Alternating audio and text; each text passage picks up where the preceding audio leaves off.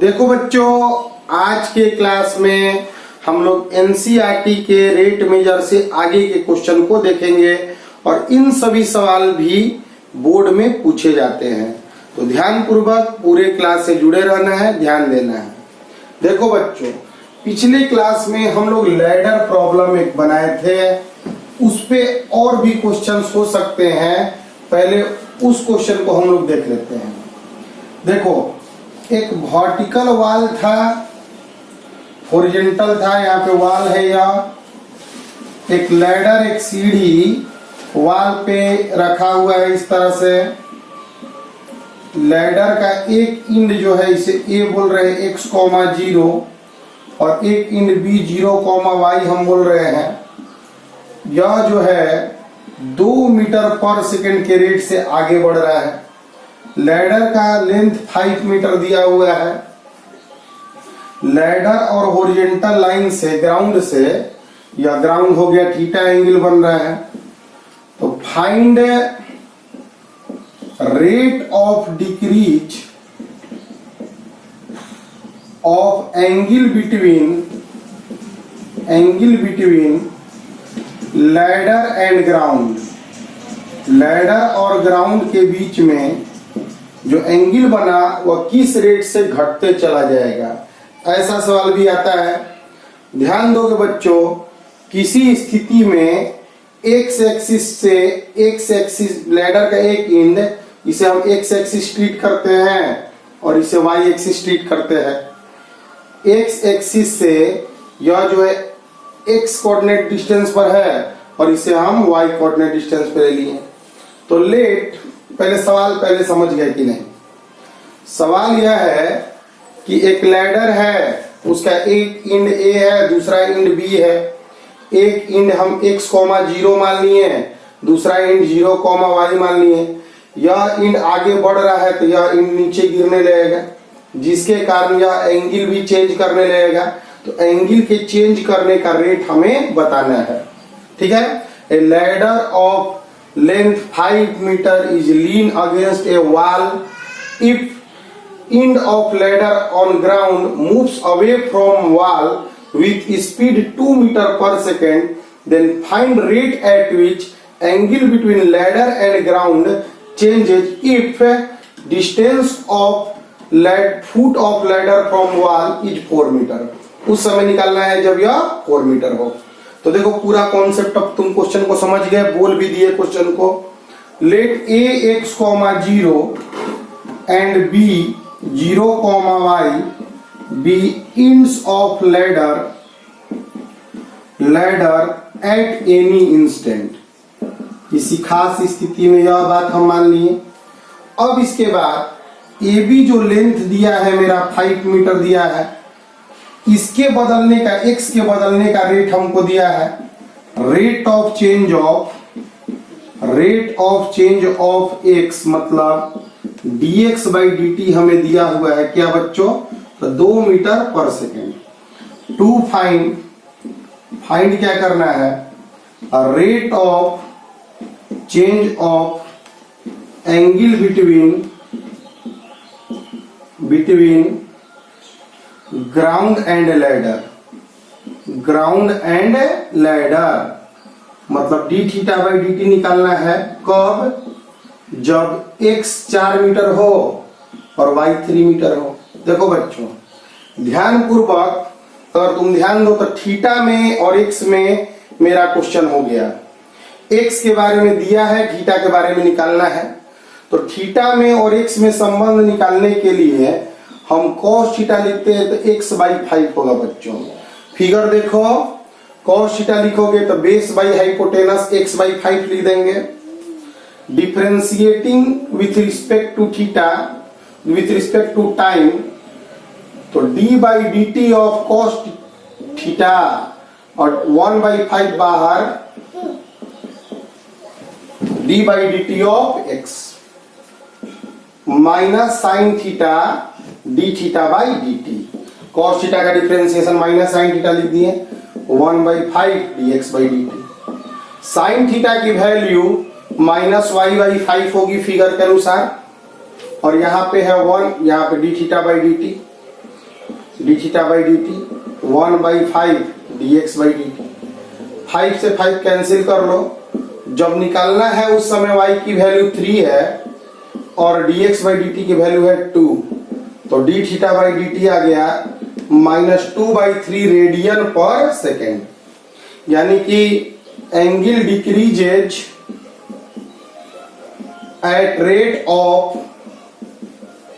2/3 radian per second. तो पूरे concept को अगर समझोगे तो एक लैडर वॉल पे इस तरह है, या अगर आगे घसकते जाता है इस तरह से तो x बदलेगा तो y भी बदलेगा, उसके साथ थीटा भी बदलेगा। तो x के बदलने का रेट दे दिया और थीटा बदलने का रेट पूछेगा। देखो बोर्ड में जाने से पहले एक बहुत इंपॉर्टेंट बात है बच्चों, बोर्ड में हमें ऐसा क्वेश्चन नहीं मिलना चाहिए जो मेरे लिए नया हो। हमें हमेशा ऐसे क्वेश्चन बोर्ड में मिलने चाहिए जो हम पहले से बना के गए हैं। तो ऐसा होगा तब जब बहुत तरह के प्रॉब्लम का प्रैक्टिस होगा तुम्हें, तो ही तुम 100 स्कोर कर सकते हो मैथ में। तो एनसीईआरटी तो बुक सिर्फ x और y के बदलाव का दिया है, हम थीटा के बदलाव का भी तुम्हें निकाल दिए बच्चों। इसे नोट कर लोगे, बहुत ही अच्छा सवाल है। ठीक है, अब आगे बढ़ते हैं। देखो इसी सवाल में एक आगे सवाल हम तुम्हें दिखाते हैं, इसे नोट करो, कॉन्सेप्ट समझो।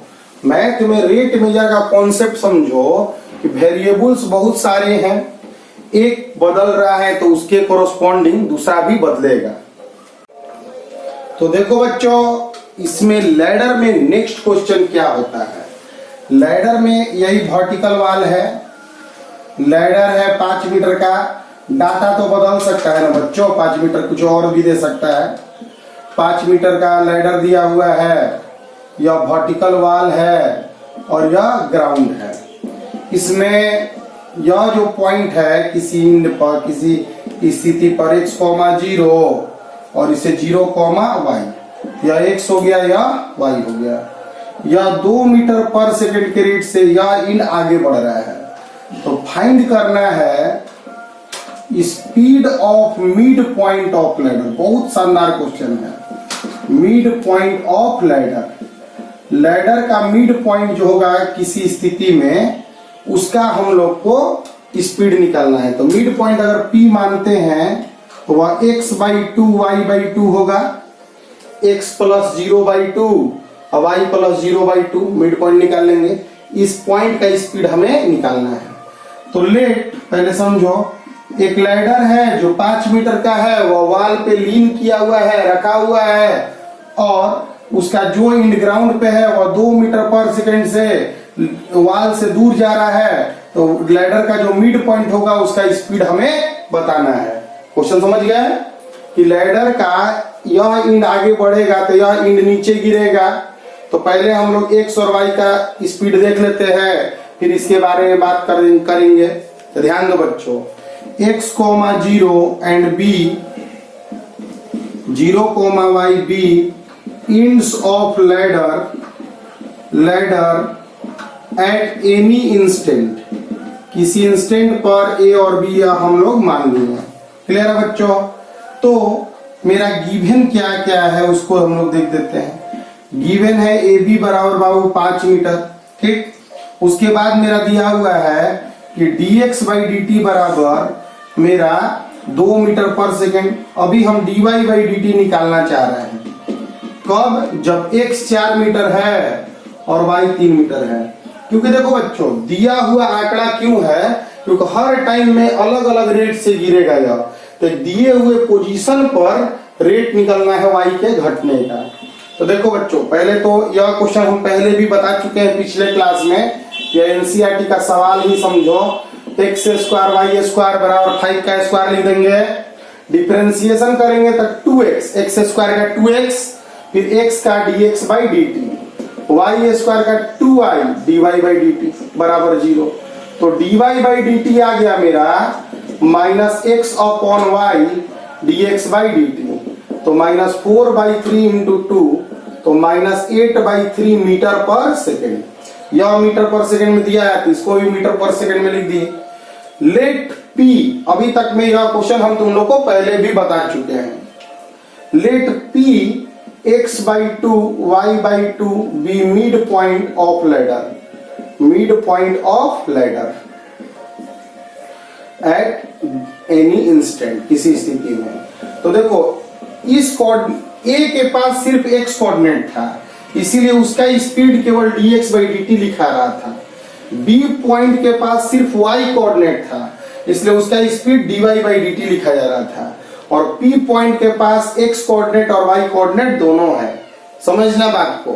तो वेलोसिटी जो होगा P का वह x डायरेक्शन में भी होगा, y डायरेक्शन में भी होगा, ठीक है। तो देखो यहाँ पे अगर हम ध्यान दें तो velocity of P in x direction जो होगा उसके x कोऑर्डिनेट, x पोजीशन का टाइम के अनुसार डिफरेंशिएशन होगा, क्योंकि वेलोसिटी बोलो या स्पीड बोलो, वेलोसिटी बोलो या स्पीड बोलो, वह डिपेंड करता है बच्चों पोजीशन पर। तो पोजीशन है x by 2, तो यहाँ वेलोसिटी होगा 1 by 2 dx by dt। तो 1 by 2 या vx लिख दो, 1 मीटर पर second. Velocity of p in y direction, y direction में कोऑर्डिनेट क्या है तो y by 2 है, तो 1 by 2 dy by dt। तो 1 by 2 dy by dt आ गया -8 by 3, तो vy बराबर आ गया -4 by 3 मीटर पर सेकेंड। यानी कि देखो पोजीशन का, तो देखो वेलोसिटी क्या होता है तो rate of change of position, rate of change of position. तो यहाँ पे पोजीशन में x कोऑर्डिनेट भी है और y कोऑर्डिनेट भी है। x कोऑर्डिनेट में x by 2 है, तो x कोऑर्डिनेट में पोजीशन होगा dx by 2 का change by with respect to time. तो 1 by 2 बाहर हो जाएगा तो dx by dt हो जाएगा। यह सभी बातें समझने के लिए लिखे हैं। तो हमारा जो नेट स्पीड होगा वह रूट ओवर p का स्पीड होगा vx का स्क्वायर प्लस vy का स्क्वायर। कि अगर किसी भी चीज का वेलोसिटी p का वेलोसिटी अगर वेक्टर फॉर्म में लिखते हैं तो x डायरेक्शन में 1i माइनस 4/3j होगा। तो इस तरह से हम वेलोसिटी निकाल लेंगे, स्पीड निकाल लेंगे। वेलोसिटी का मैग्नीट्यूड ही स्पीड होता है। तो देखो बाबू, अगर कोई कोऑर्डिनेट में x कोऑर्डिनेट भी हो और y कोऑर्डिनेट भी हो तो x कोऑर्डिनेट का चेंजिंग रेट, x कोऑर्डिनेट का change with respect to time x direction में वेलोसिटी देगा, और y कोऑर्डिनेट का changing rate with respect to time y coordinate में वेलोसिटी देगा। तो p पॉइंट का वेलोसिटी दोनों डायरेक्शन में होगा, x डायरेक्शन में भी होगा y डायरेक्शन में होगा, और नेट वेलोसिटी होगा root over vx square plus vy square. इसे बच्चों नोट कर लोगे। अब यहाँ पे लैडर का तुमको 3 सवाल बताया गया है, लेकिन लगभग लैडर का कहानी तुम सीख चुके हो। इसमें पहला कॉन्सेप्ट यह होता है, सभी स्क्रीनशॉट लेके बच्चों वीडियोज रोक कर नोट बनाते जाना है। एनसीईआरटी के अलावा यह सब सवाल है, इसको भी बनाते जाओगे। अब अगला क्वेश्चन होता है बोर्ड में ही पूछने वाला एनसीईआरटी के अलावा, एक होता है शैडो प्रॉब्लम। शैडो प्रॉब्लम क्या है एक क्वेश्चन बताएंगे, सब आइडिया निकल के आ जाएगा। देखो बच्चों, क्वेश्चन है 6 फीट का एक लैंप पोस्ट है, समझना 6 फीट का एक लैंप पोस्ट दिया हुआ है, 6 मीटर का, सॉरी 2 मीटर का एक मैन है, वह इससे आगे बढ़ रहा है 1 मीटर पर सेकंड की स्पीड से। लैंप पोस्ट जो है, एक लैंप पोस्ट है 6 मीटर का। तो कहानी है कि एक मैन ऑफ हाइट 2 मीटर, एक आदमी है जिसका हाइट है 2 मीटर, वह 6 फीट के लैंप पोस्ट से दूर हट रहा है 1 मीटर पर सेकेंड से। तो यानी कि लैंप पोस्ट मान लो बच्चों, ए बी एक लैंप पोस्ट है जो 6 मीटर का है, एम एन एक आदमी है जिसका लंबाई 2 मीटर है, और लैंप पोस्ट से इधर ऐसे शैडो बनेगा, उसका एम पी शैडो हो गया, लेंथ ऑफ शैडो। इस स्थिति में अब यह आगे बढ़ेगा तो शैडो का लेंथ किस रेट से बढ़ेगा यह बताना है। फाइंड रेट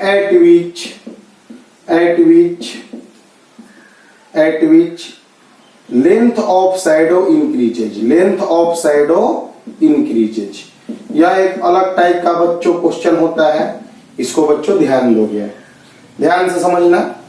तो देखो पहले हम मान लिए x, लेट x बराबर distance of man from lamp post at any instant माने किसी स्थिति में लैम्प पोस्ट से डिस्टेंस आदमी का x है। तो यहाँ आदमी अगर आगे बढ़ रहा है तो यहाँ यह पर्सन यहाँ बढ़ेगा तो यह डिस्टेंस बदलते चला जाएगा, यानी dx बाई dt x के बदलने का rate he speed of man है, स्पीड ऑफ मैन। सोचो बच्चों, यहाँ पे एक आदमी है आगे बढ़ते जा रहा है और यह डिस्टेंस x है, तो यही x बढ़ते चला जाएगा डिस्टेंस। तो यानी कि देखो स्पीड के बारे में, वेलोसिटी के बारे में पहले समझना है तो rate of change of position होता है dx बाई dt कहते हैं। Change in position by with respect to time को ही हम स्पीड या वेलोसिटी बोलते हैं बच्चों।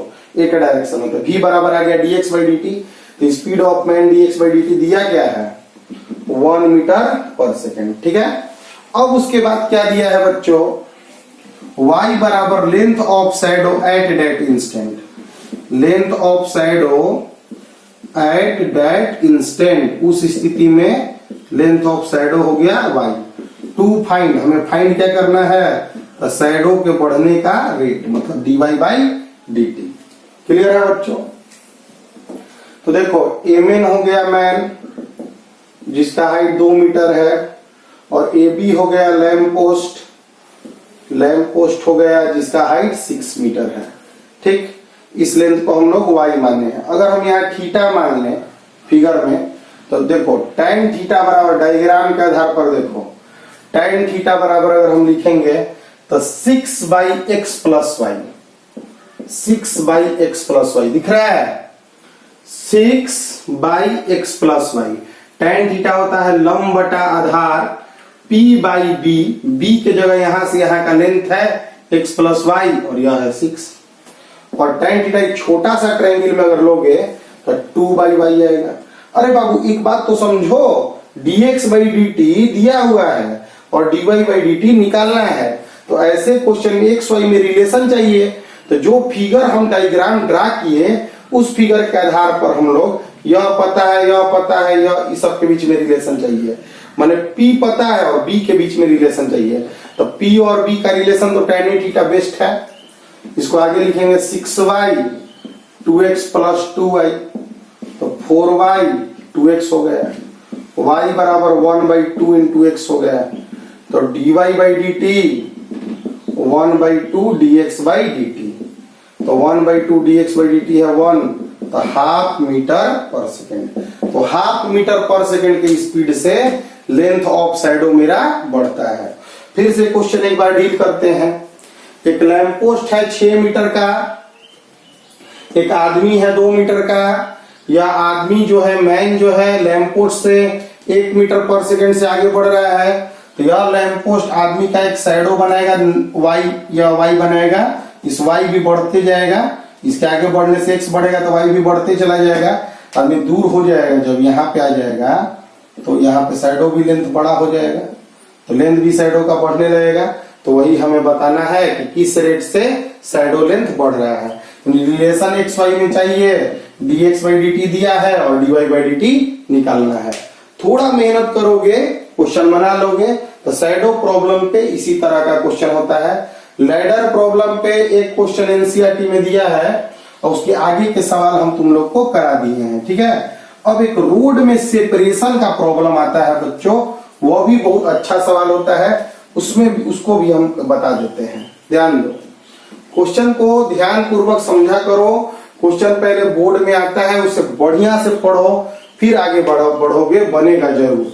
पहले एनसीईआरटी कंप्लीट करना है, फिर अदर्स बुक्स में जाना है, और सब धीरे धीरे बनेगा। देखो क्वेश्चन है ना कि एक दो म्यूचुअली परपेंडिकुलर रोड है, 90 डिग्री है, दोनों एक दूसरा के परपेंडिकुलर रोड है। एक M1 पर्सन है और एक M2 पर्सन है, दोनों जंक्शन ऑफ रोड पे है। तो initially M1 and M2 are be two person standing at junction of two roads which are mutually perpendicular to each other. मतलब एक रोड ऐसे जा रहा है और एक रोड ऐसे जा रहा है, एक रोड ऐसे आगे जा रहा है, एक रोड ऐसे, दो आदमी खड़ा है, क्या यहाँ एक इस रोड पे चलने लगा, एक इस रोड पे चलने लगा। इस रोड पे चलने वाले आदमी का स्पीड v है और इस रोड पे चलने वाले आदमी का स्पीड v है। तो find rate of separation, find rate of separation, separation का रेट हमें निकालना है। तो ध्यान से समझो बच्चों, शुरुआत में t बराबर 0 पे m1 m2 दोनों यहाँ पे है। समझो, two persons are standing at junction of road which are mutually perpendicular to each other. मतलब एक रोड नॉर्थ की ओर जा रहा है और एक रोड ईस्ट की ओर है, तो रोड नॉर्थ की ओर जा रहा है, दो लोग खड़ा है, दोनों भी स्पीड से आगे बढ़ने लगा। ठीक, तो कुछ समय के बाद m1 यहाँ पहुंच जाएगा, x डिस्टेंस चल लेगा, और m2 जो है यहाँ पहुंच जाएगा, वो भी x डिस्टेंस चलेगा। क्यों? स्पीड बराबर है। यही अगर डबल स्पीड दे देता तो यह अगर x डिस्टेंस चलता तो यह 2x चल देता, कोई मतलब है नहीं। मतलब वेलोसिटी में रिलेशन होता तो डिस्टेंस में रिलेशन हम लोग निकाल लेते हैं। बातों को सुन रहे हो, रिपीट करो, ध्यान दो। x अगर यह चला तो यह भी x चलेगा क्योंकि स्पीड सेम है। अगर इसका स्पीड डबल होता तो यह 2x चल जाता। यही ना सेपरेशन हुआ बच्चों, y, इसी का सेपरेशन। अब यहाँ आ जाएगा, फिर y बड़ा हो जाएगा, फिर यहाँ आगे बढ़ेगा y बड़ा हो जाएगा, यहाँ रहेगा y यहाँ रहेगा। जैसे जैसे आगे बढ़ते जा रहे हैं सेपरेशन मेरा बड़ा होते जा रहा है, तो वही रेट ऑफ सेपरेशन हमें निकालना है। क्लियर है कॉन्सेप्ट? तो क्वेश्चन है मेरा, ध्यान पूर्वक समझोगे। देखो, let after time t both persons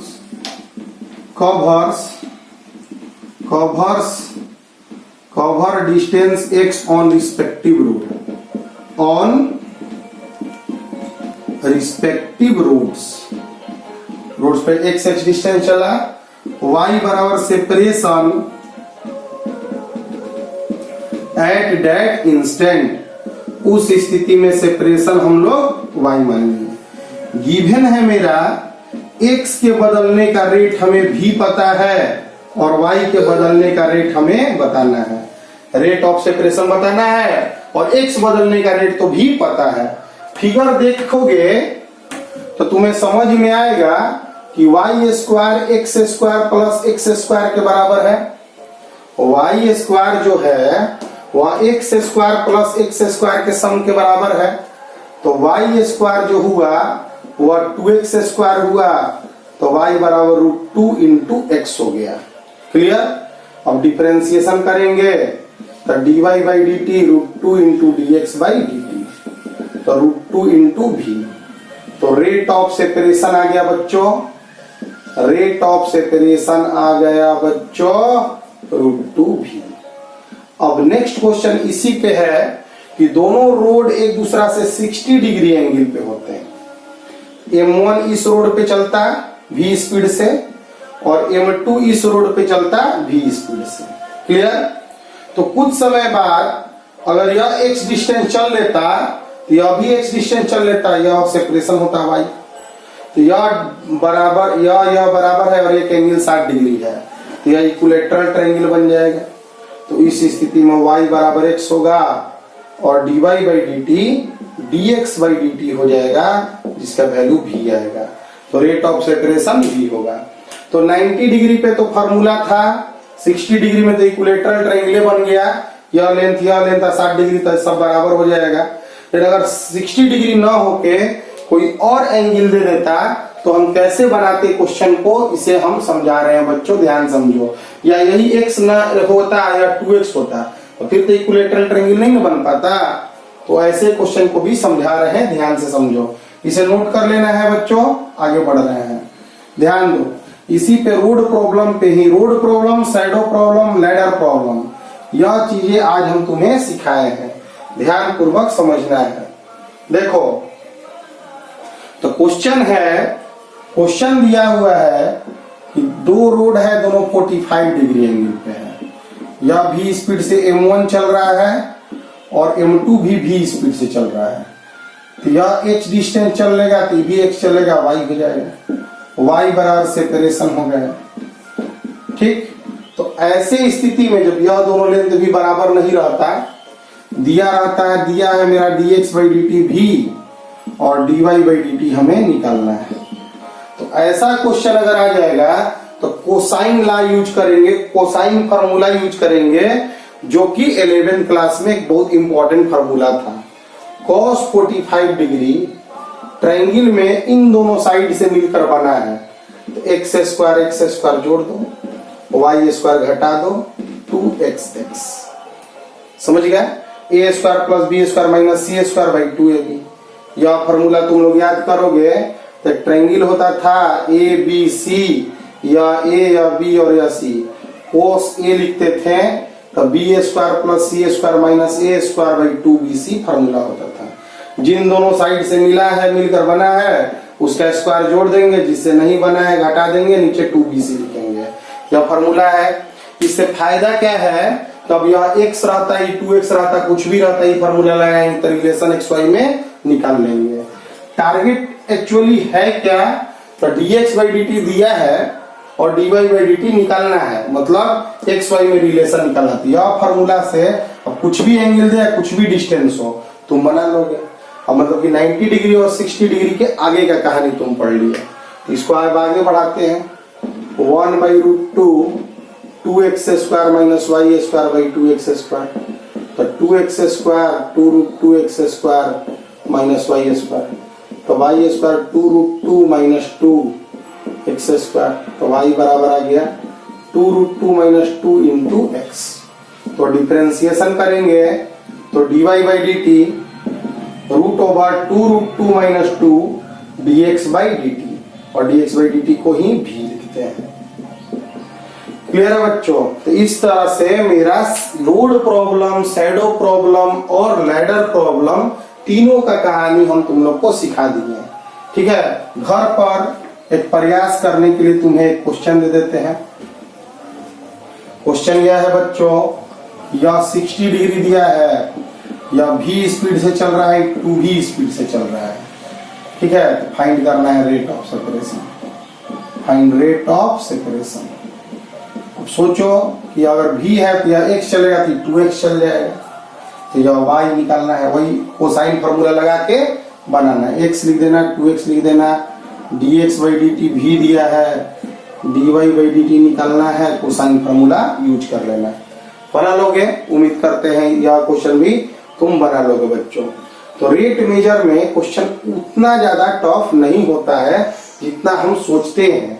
केवल आइडिया समझना है, कॉन्सेप्ट को फील करना है, कॉन्सेप्ट को समझना है बच्चों।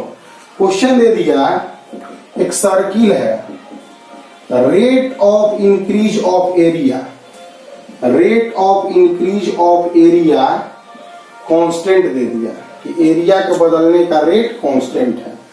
प्रूफ करना है rate of increase of perimeter, rate of increase of perimeter, perimeter is inversely proportional to radius, inversely proportional to radius. यह क्वेश्चन हम लोग को दे दिया। ठीक है बच्चों, तो एक सर्किल है, radius r, perimeter p, area a। तब p बराबर होता है 2 पाई r, r बराबर होता है p बटा 2 पाई, एरिया यहाँ लिखेंगे तो पाई r स्क्वायर लिख सकते हैं।